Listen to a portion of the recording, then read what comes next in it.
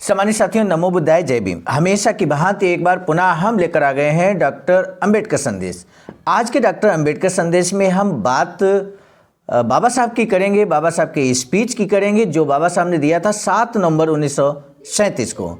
आज के डॉक्टर अंबेडकर संदेश को बिना विलंब के हम शुरू करने जा रहे हैं Buddha Bodhisattva Ambedkar international centre, BBAIC, Sarnath, Varanasi, राज्य उत्तर प्रदेश से, देश भारत से।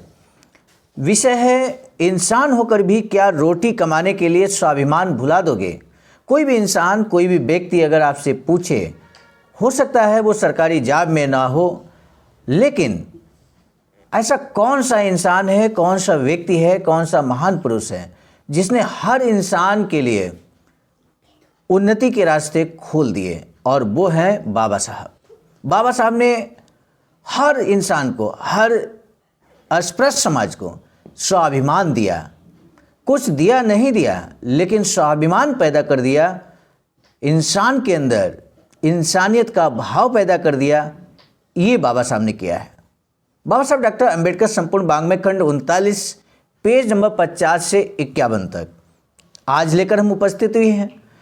इंसान होकर भी क्या रोटी कमाने के लिए स्वाभिमान भुला दोगे। आज इसी विषय पर विस्तार से बात होने वाली है, और वो भी बाबा साहब के ही शब्दों में।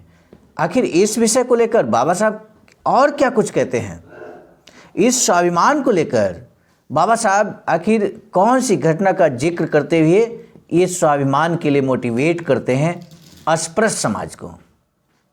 आज के इस वीडियो को आप अंत तक जरूर वॉच करेंगे, ऐसा मुझे पूरी उम्मीद है। सम्मानित साथियों, 7 नवंबर 1937 के दिन दौंड जिला पुणे में डॉक्टर बाबा साहब अम्बेडकर की अध्यक्षता में सभा का आयोजन किया गया था। पुणे जिले का ये हिस्सा बहुत पिछड़ा हुआ है, इसीलिए डॉक्टर अम्बेडकर ने वहां जाकर हालात का जायजा लिया।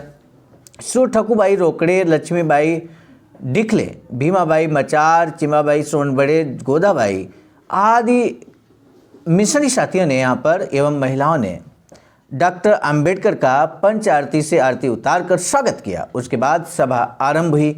पहले विधायक राजा राम भोले ने सबका स्वागत करते हुए डॉक्टर अंबेडकर को अध्यक्ष पद स्वीकारने की विनती की।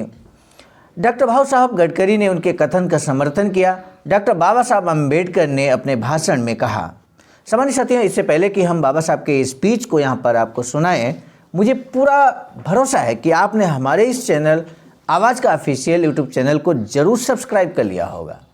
यदि अभी तक सब्सक्राइब नहीं किया है तो आपसे विनम्र अनुरोध है कि अब हमारे इस चैनल को जरूर सब्सक्राइब कर लीजिए, क्योंकि इसी चैनल पर लगातार हम बाबा साहब के स्पीचेज, बाबा साहब के लेख, जो कि बाबा साहब डॉक्टर अंबेडकर संपूर्ण वाङ्मय का हिस्सा होते हैं, लेकर हम नियमित सुबह 5 बजे उपस्थित होते हैं। तो आज के डॉक्टर अंबेडकर संदेश में बाबा साहब ने क्या कुछ कहा, हूबहू बाबा साहब के शब्दों में हम लेकर उपस्थित हो चुके हैं। अंत तक वॉच कीजिएगा। अंत में कुछ प्रश्न पूछे जाएंगे, उनमें से किसी एक का जवाब आपको देना बेहद जरूरी है, और आंसर करने वाले प्रत्येक मिशनरी साथी को आवाज़ का की तरफ से सम्मानित किया जाएगा। बाबा साहब कहते हैं, प्रिय बहनों और भाइयों, मुझे लगा नहीं था कि यहाँ आकर मुझे अधिक बोलना पड़ेगा। आप लोगों से मुलाकात के बाद कार्यक्रम पूरा हो जाएगा, ऐसा मुझे लगा था, लेकिन यहाँ के हालात देखकर मुझे 2 शब्द बोलने पड़ रहे हैं। आज की सभा का मुख्य उद्देश्य स्वतंत्र लेबर पार्टी की शाखा की स्थापना करना है।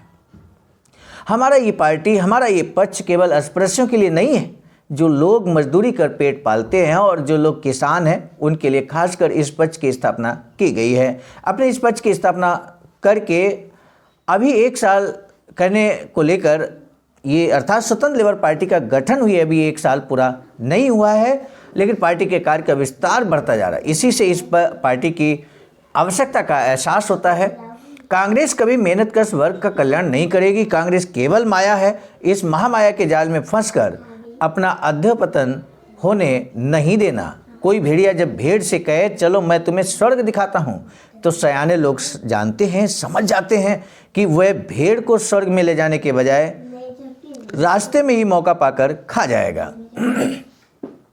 इसलिए आप समय रहते सावधान हो जाइए। सच क्या है और झूठ क्या है, इसका अपनी बुद्धि का इस्तेमाल कर फैसला कीजिए।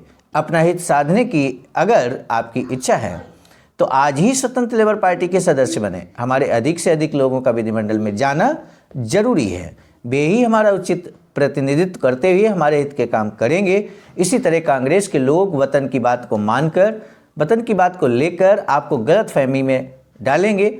गांवों में आपकी कम बस्तियां होती हैं, आपका उदर निर्वाह वहां के स्पर्शियों की मर्जी पर निर्भर होता है, इसीलिए आपको भगा देने के लिए पहले वे आपको असमंजस में डालेंगे। आप उनकी बातों में नहीं आना। दिवाली में महार महिला गांव के मुखिया की आरती उतारने जाएगी और कहेगी बलि का राज्य आना चाहिए। असल में आज तक बलि के काफ़ी राज्य उपभोग किया है, इसलिए क्यों न पाटिल की पत्नी आकर महार की आरती उतारे। दशहरे के दिन महार आपटा क्या है ये भी यहाँ पर एक्सप्लेन किया जा रहा है। वृक्ष जिसके पत्ते देकर दशहरे में एक दूसरे के लिए संपन्नता की प्रार्थना की जाती है। तो बाबा साहब कहते हैं कि दशहरे के दिन महार आपटा ले आए और पाटिल उसे लुटाए। क्यों न पाटिल आपटा ले आए। पंचायत आदि के कामों की सूचना देकर लोगों को बुलाने के लिए महारों को भेजा जाता है, लेकिन महार को पंचायत में बैठने का अधिकार नहीं। आखिर क्यों? मृत्यु की सूचना पोस्ट या तार के जरिए न भेजकर महार को उसके लिए क्यों दौड़ाया जाता है? आज तक मैंने केवल 2 बातों को लेकर हिदायतें दी हैं। पहला, बाबा साहब ने 2 जो हिदायतें दी हैं ये बेहद ध्यान देने वाली हैं। मृत प्राणियों को मांस न खाना, जूठन नहीं खाना, रोटी मांग कर ले आने की प्रथा की मैं खिलाफ हूँ। ये बात बाबा साहब स्पष्ट तौर पर कहते हैं।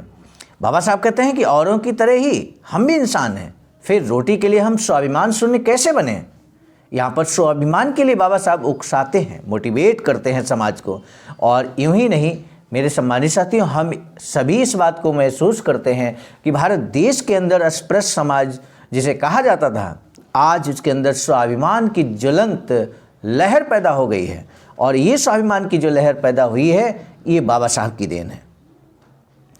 किसी को बाबा साहब ने कुछ दिया या नहीं दिया इस बात को ध्यान रखिए, हर इंसान को बाबा साहब ने स्वाभिमान दिया है। और ये स्वाभिमान छोटी चीज़ नहीं है सम्मानित साथियों। स्वाभिमान के साथ जीना ही तो मनुष्यता की पहचान है, इंसान की पहचान है स्वाभिमान। और इसलिए हमें स्वाभिमान के साथ ज़िंदगी जीना चाहिए। ऐसे हालात में मैं आपको ये सलाह कैसे दे सकता हूँ कि आप लोगों से रोटी की भीख मांगो। यहाँ आई महिलाओं से मैं कहना चाहता हूँ कि जन्म देने के बाद आप अपने बच्चों का ख्याल रखने, स्पर्श समाज के बच्चों की तरह उन पर संस्कार कर पढ़ाई की ओर उनका ध्यान दिलाने के बजाय उनसे भीख क्यों मंगवाते फिरते हैं? आप इंसान हैं। स्पर्श समाज के बच्चे पढ़ लिख कर नाम कमाते हैं, आप उनकी तरह अपने बच्चों को शिक्षा क्यों नहीं दिलाते हैं? मेरे बताए अनुसार अगर यहाँ के लोग बरतने लगे तो मुझे खुशी होगी। इस सभा में पुणे से आए मेसर सूबेदार घाटगे बंधु, माधाले एड़ा पोतिनीस डिकले बंधु, बोराले पानसरे गायकवाड़ घोटगे आदि कई लोग उपस्थित थे। सभा में महार बतन बिल को समर्थन, लोकल बोर्ड के कुएं महारों की बस्ती के करीब बनवाना, जमींदारी पद्धति खत्म करने वाले बिल को समर्थन, मिलिट्री गोलाबारी के कारण महार लोगों को होने वाली तकलीफ दूर करें या उसके लिए उन्हें वेतन दिया जाए जैसे प्रस्ताव पारित किए गए। आखिर में फूल मालाएं और गुलदस्ते देकर कि समारोह के बाद सभा संपन्न हुई। सम्मानित साथियों, आज का पहला प्रश्न है, बाबा साहब ने भेड़िया और भेड़ के उदाहरण द्वारा समाज को क्या समझाने की कोशिश की है? बाबा साहब ने महिलाओं को क्या समझाया है? आप अपने विचार यहाँ दे सकते हैं। इन 2 प्रश्नों में से किसी एक का जवाब आपके लिए देना बेहद ज़रूरी होगा। हमें आपके जवाब का बेसब्री से इंतजार रहेगा। हम आपके नाम को नोट करते हैं और आने वाले 26 नवंबर 2023 को राष्ट्रीय सेमिनार जो कि सारनाथ वाराणसी में होने जा रहा है, उस सेमिनार में आपको, यदि आप अपनी गर्मियों में उपस्थिति देते हैं तो आपका भी जोरदार सम्मान किया जाएगा। आज का डॉक्टर अंबेडकर संदेश अब हम यहीं पे समाप्त करते हैं। पुनः मिलेंगे नए डॉक्टर अंबेडकर संदेश में, तब तक दीजिए इजाज़त। आप सभी को सादर नमो बुद्धाय, जय भीम।